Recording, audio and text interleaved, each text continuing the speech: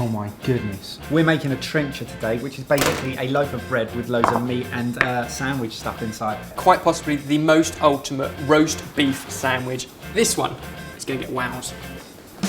This is Ben, Jamie, Barry and Mike.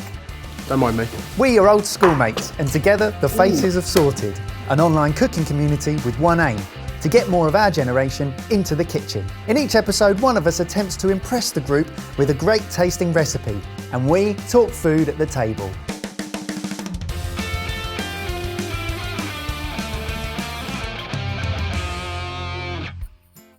What is that? Sandwich? That is a manwich. In medieval times, the poor people and the servants used to just store cuts of meat and leftovers in a hollowed out loaf of bread like this. We've gone all out today and given you plates as well as the bread, but they used to Thank you use so much. They used to use bread instead of bowls and plates. It looks Italian. It's like a BLT, but the B is for beef. Rather than bacon. Oh, I'm not sure how to. Just yeah. Oh wow! Oh, baby. Oh. Side of the table. I'm liking that a lot. That's got everything you would ever need. This meat is incredible. It is. Perfectly roasted, still nice and rare. So what we did was prepare like a bed of onions, and then we put the beef on top. It was top side of beef. We rolled it in salt, pepper, a little bit of oil. You're right there. And then roast it in a super hot oven. We got the oven as hot as it'll ever go. Have we ever turned our oven up this hot before?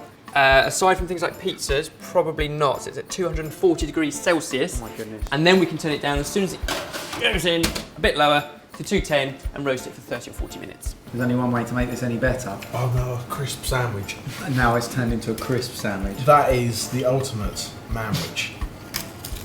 Let's tear the roof off this. This is our bread receptacle. All we're going to do is lift off the roof and then hollow out the inside, and then we can start to fill it. And sort of gets better and better as the flavours mingle overnight. So we're leaving this overnight as well? Yes. Wow. I'll be interested to see how this turns out because, firstly, my first issue is soggy bread. I don't know about you, but I don't think there's anything worse than soggy bread. But it's really nice. It's tasty soggy bread because the sogginess comes from all the meat juices. So that is amazing. Beefy, charred onions, sweated onions. So good. Let's just take this. To make it even better, a little bit of mustard in there. And that, as we mix it together, is going to form kind of a sauce that we're going to pour over our filling as we construct it. Onion, Dijon mustard, beef, all in liquid form. Wow. Which we drizzled on the top.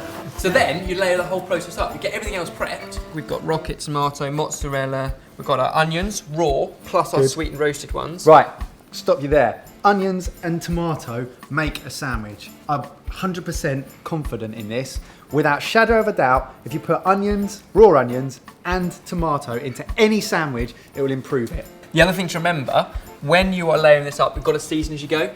When you eat things cold, it needs a little bit more seasoning than hot food. To finish the trencher, wedge the lid back on top and clamp it down, you now need to wrap that up in cling film, put it into a fridge with a weight on top overnight and let all those juices mingle. Now, couldn't possibly let the boys wait overnight, so We've got one. Now, there isn't any other reason that we couldn't eat that one now.